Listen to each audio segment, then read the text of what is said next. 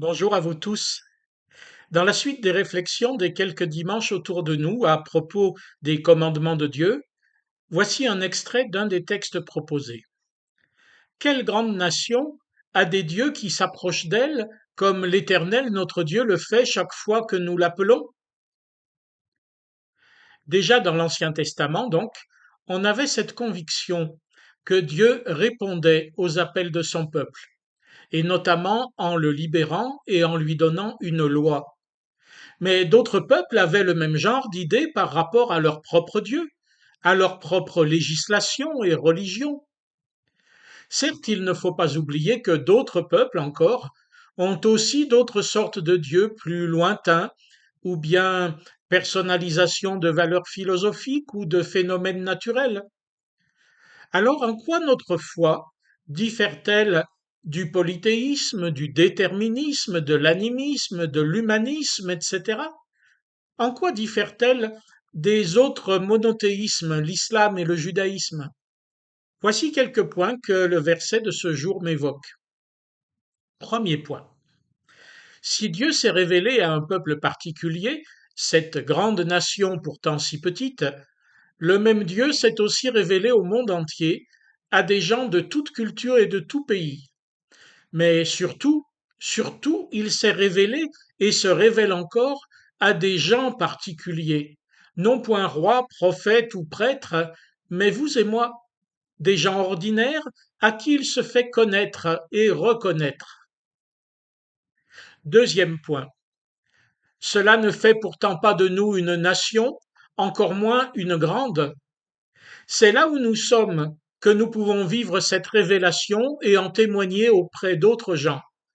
Et ce, même quand ces autres ne supportent guère les chrétiens, et parfois les font mourir. Chrétien n'est pas synonyme d'occidental, pas plus que musulman n'est synonyme d'arabe. Il y a, bien sûr, des chrétiens arabes, iraniens, indiens, chinois, etc. Et pas seulement européens, africains, américains. Par contre, ces derniers sont loin d'être tous chrétiens. Troisième point. L'approche de Dieu n'est pas un phénomène atmosphérique ou physique, mais un événement interpersonnel, une rencontre entre ce Dieu et l'une ou l'autre personne. Car Dieu est une personne. Et il a pris pour nous rencontrer non plus la voix d'un prophète, ni les pages d'un livre, serait-ce la Bible, ni les rites d'une religion, mais l'humanité d'un qui est comme nous, Jésus, Messie des Juifs et Sauveur du monde, mais surtout pour vous et moi, mon Seigneur et mon Dieu.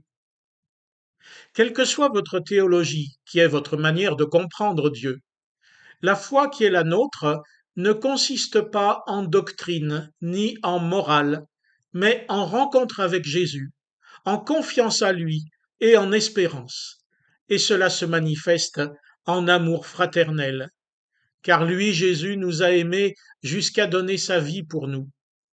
Et justement, dernier point, Dieu n'a pas attendu que nous l'appelions pour que nous l'oublions ensuite. Il est venu quand nous ne l'attendions pas, et autrement que ce que nous attendions. Puisqu'il a offert son amour afin que vous et moi nous en profitions, c'est donc avant que nous le connaissions qu'il s'est approché de nous.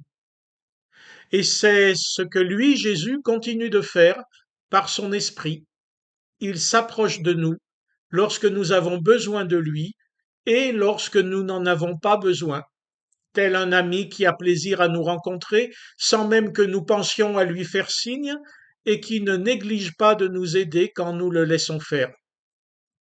Oui, notre Dieu est extraordinaire et ne ressemble pas aux autres. Il ne demande pas, il offre, il s'offre lui-même.